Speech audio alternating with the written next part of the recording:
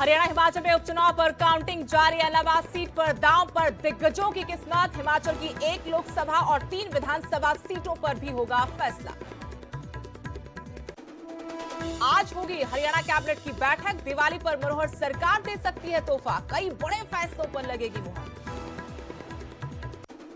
पटाखों पर सुप्रीम हिदायत के बीच बोले सीएम जयराम ठाकुर। कहा, दिवाली के दिन पटाखे ना फोड़े तो कैसी दिवाली, पर तय समय सीमा के भीतर ही आतिशबाजी। और मुंह सड़क हादसे में अब तक 6 लोगों की मौत, 2 बच्चों समेत एक ही परिवार के लोगों की गई जान। ट्रोला और 3 व्हीलर की हुई थी टक्कर। और आज है धनतेरस का त्योहार। सज धज कर तैयार हुए बाजार, बेहतर कारोबार की उम्मीद।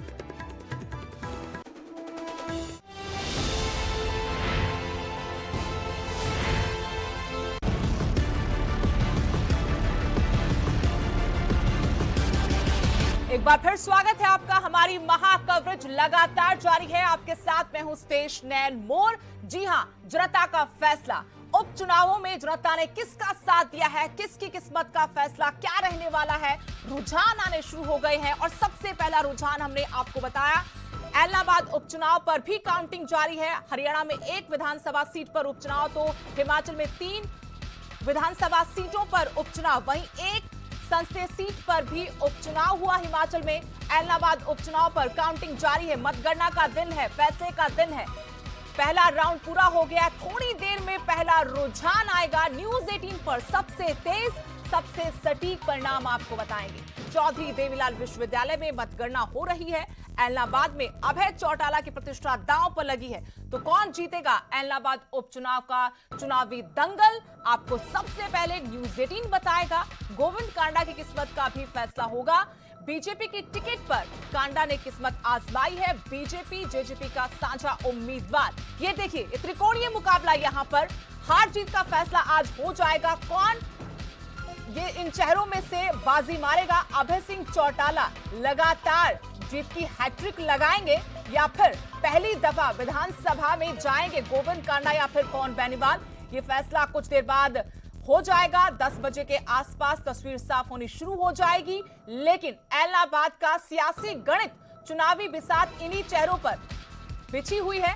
इलाहाबाद से एक बार फिर से अभय सिंह चौटाला की प्रतिष्ठा दांव पर है।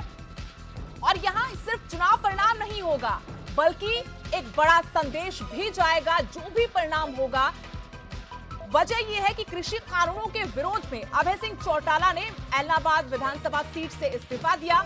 इसी वजह से यहां पर उपचुनाव हुआ है। लेकिन अगर यहां से बड़े मार्जिन के साथ अभय सिंह चौटाला जीत जाते हैं, तो एक संदेश किसानों की पक्ष में हवा बनाते हुए जरूर जाएगा। किसानों ने भी भरपूर साथ दिया है। खुले तौर पर राकेश टिकैत ने भी अभय सिंह चौटाला का समर्थन किया। लेकिन अब देखना यह होगा कि बीजेपी ने, जेजेपी ने जो साझा उम्मीदवार उतारा गोविंद कांडा, उनकी तरफ से कितना दम दिखाया गया, जनता का कितना साथ मिला। गोपाल कांडा के छोटे भाई है गोविंद कांडा।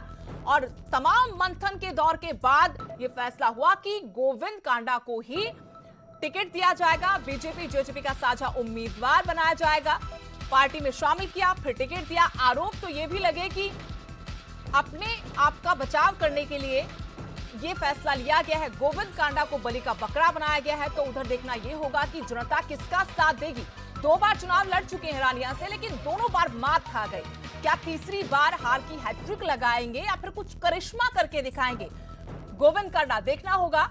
विवादों से नाता इस चुनाव में भी रहा। अपने भाई की वजह से लगातार उन पर आरोप भी लगते रहे। पुराना गिट्टी का केस भी उठा, मीडिया के सवालों से बचते रहे। लेकिन क्या जनता का साथ मिल पाएगा? उधर कांग्रेस उम्मीदवार पवन बेनीवाल, भक्त बेनीवाल का टिकट काटकर पवन बेनीवाल को कांग्रेस ने टिकट दिया, जो हाल ही में बीजेपी का कमल छोड़कर कांग्रेस के पाले में आए थे। कांग्रेस का हाथ थामा था और टिकट मिल गया। लेकिन टिकट तो मिल गया, जनता का समर्थन मिला, वोट मिले या नहीं, ये देखना होगा। और मेरे सहयोगी नकुल जसूजा हमारे साथ सीधे जुड़े हुए हैं काउंटिंग सेंटर के बाहर से। नकुल, जिस तरीके से हम दिखा रहे थे दर्शकों को, त्रिकोणीय मुकाबला है। अभय सिंह चौटाला की प्रतिष्ठा का सवाल तो है ही, लेकिन दांव पर लगी हुई है बीजेपी जेजेपी सरकार की किस्मत भी और साथ ही कांग्रेस की किस्मत भी। यहां से क्या रिजल्ट रहेगा, तस्वीर थोड़ी देर में साफ होगी, लेकिन फिलहाल जानना चाहते हैं कि सियासी समीकरण क्या कहते हैं और वहां का पहला रुझान क्या है आपके पास।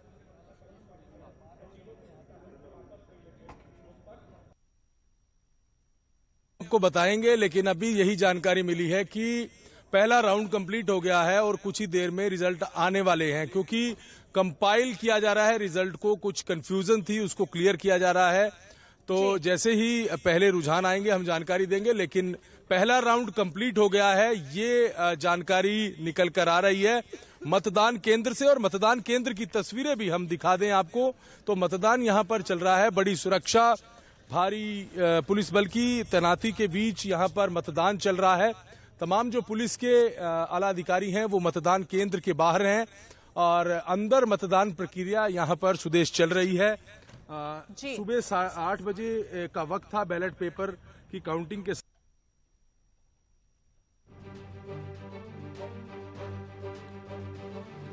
तो बिल्कुल कृषि कानूनों के विरोध में इस्तीफा दिया अभय सिंह चौटाला ने। सीट खाली हुई, उपचुनाव हुआ, लंबा इंतजार करना पड़ा। करीब 8 महीने के बाद यहां उपचुनाव हुआ है। कोविड की वजह से चुनाव नहीं हो पाए, इसको लेकर भी तमाम आरोप बीजेपी जेजेपी सरकार पर लगते हैं कि जानबूझकर चुनाव टाले जा रहे हैं। लेकिन अब चुनाव हो गया है, परिणाम का दिन है, जनता के फैसले का दिन है। किसके नाम पर मुहर लगाई है, तस्वीर साफ हो जाएगी, परिणाम आ जाएगा। एक बार फिर से मेरे सहयोगी नकुल के पास चलते हैं। नकुल, तस्वीरें दिखाइए और बताइए क्या अपडेट है। फिलहाल हम ये भी जानना चाहते हैं कि यहाँ बीजेपी जेजेपी ने जो साझा उम्मीदवार उतारा, विवादों से गहरा नाता पहले से, और इस चुनाव में भी लगातार विवाद उनके पीछे रहे, आरोप तमाम लगे, इसके बावजूद कितनी मजबूती के साथ साझा उम्मीदवार टक्कर दे पाया है बाकी दोनों उम्मीदवारों को।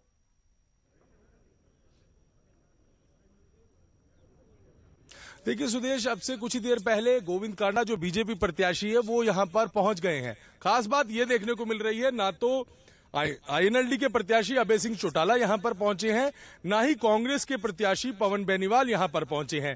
यहां अगर काउंटिंग के बीच अगर कोई प्रत्याशी पहुंचा है तो वो गोविंद कांडा है।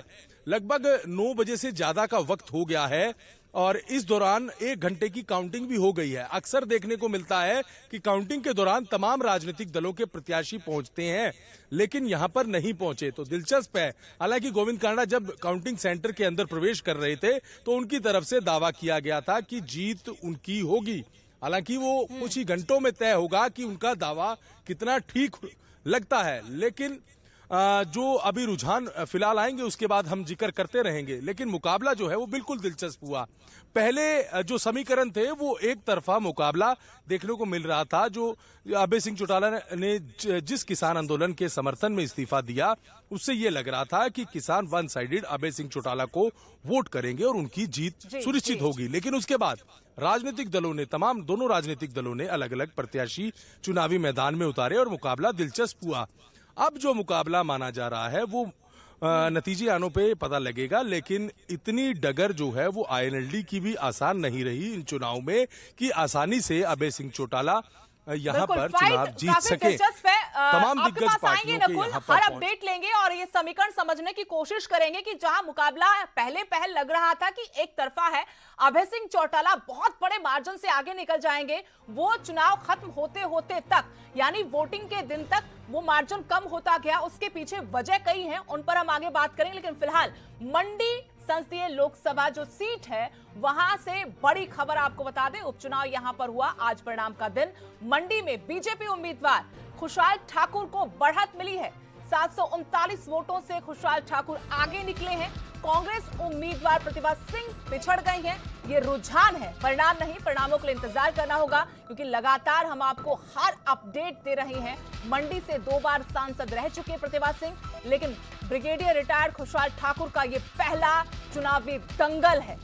जयराम ठाकुर ने उनके नाम को आगे बढ़ाया, उनकी पहली पसंद थे और वो चुनाव मैदान में उतरे। बड़ी खबर आपको बता रहे हैं, मंडी में बीजेपी उम्मीदवार खुशहाल ठाकुर को बढ़त मिली है।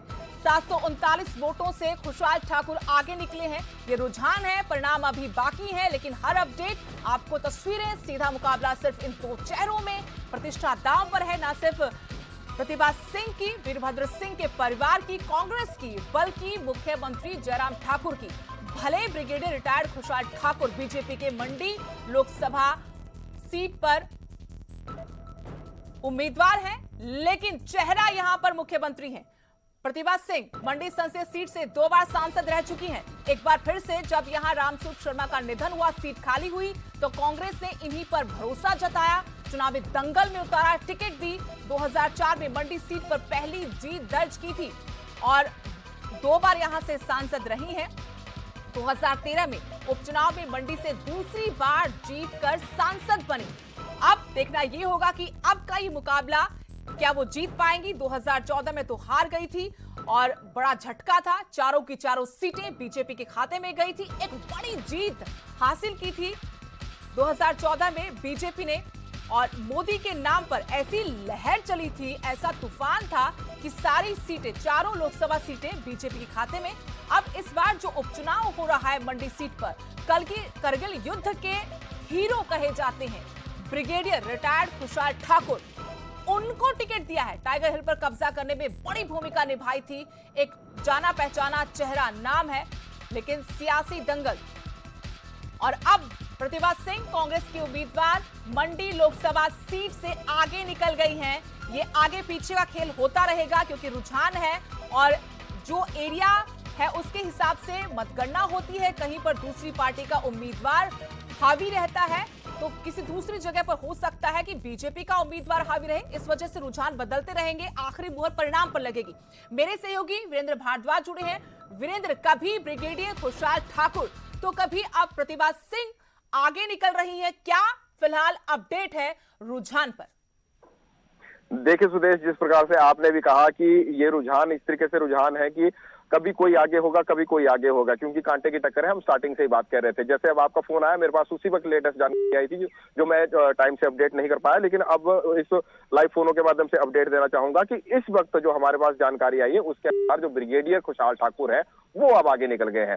और अंतर भी कोई ज्यादा बड़ा अंतर नहीं है, मात्र सिर्फ 700 वोटों के अंतर से जो है वो इस वक्त बढ़त बनाए हुए हैं। तो हम कह सकते हैं कि मंडी अगर संसदीय क्षेत्र का चुनाव है तो 700 वोटों की जो लीड है वो लीड कहीं आप मान के चलिए कि कोई बहुत बड़ी लीड नहीं है और बहुत ज्यादा जो है उसके मायने नहीं है। तो आप जैसा कि हम शुरुआत से कह रहे थे कि मुकाबला जो है वो कांटे की टक्कर वाला है, तो वैसा ही मुकाबला जो है हमें इस बार जो है वो देखने को मिल रहा है। और थोड़ी देर पहले जो है वो कांग्रेस की प्रत्याशी प्रतिभा सिंह वो थोड़ी सी बढ़त बनाए हुए थे, अब उनको पछाड़ दिया है और कांग्रेस बीजेपी की जो प्रत्याशी है उन्होंने जो है अब थोड़ी सी हल्की सी लीड ले ली। ज्यादा हम इसको नहीं कह सकते कि अगर इसी तरह से ये लीड का अंतर रहा, अगर ऐसे ही 400-500, 700, 1000 या 2000, 2500 तक अगर अंतर रहा बढ़त का, तो फिर अंत तक जो है वो ये प्रिडिक्ट कर पाना जो है वो संभव नहीं हो पाएगा कि कौन सा प्रत्याशी जो है वो जीतेगा या हारेगा, क्योंकि लास्ट तक जो है वो लास्ट मोमेंट तक की धड़कनें काफी तेज हो गई हैं, ना सिर्फ उम्मीदवारों की बल्कि मुख्यमंत्री तक की धड़कनें तेज होंगी। कांटे का मुकाबला है, हर अपडेट आपसे लेते रहेंगे, आप मेरे साथ लगातार बने रहें। तो महा कवरेज न्यूज 18 पर लगातार जारी है। जनता का फैसला, सबसे पहला रुझान और सबसे पहला परिणाम सबसे पहले न्यूज 18 पर आपको बताएंगे। रुकेंगे छोटे से ब्रेक के लिए।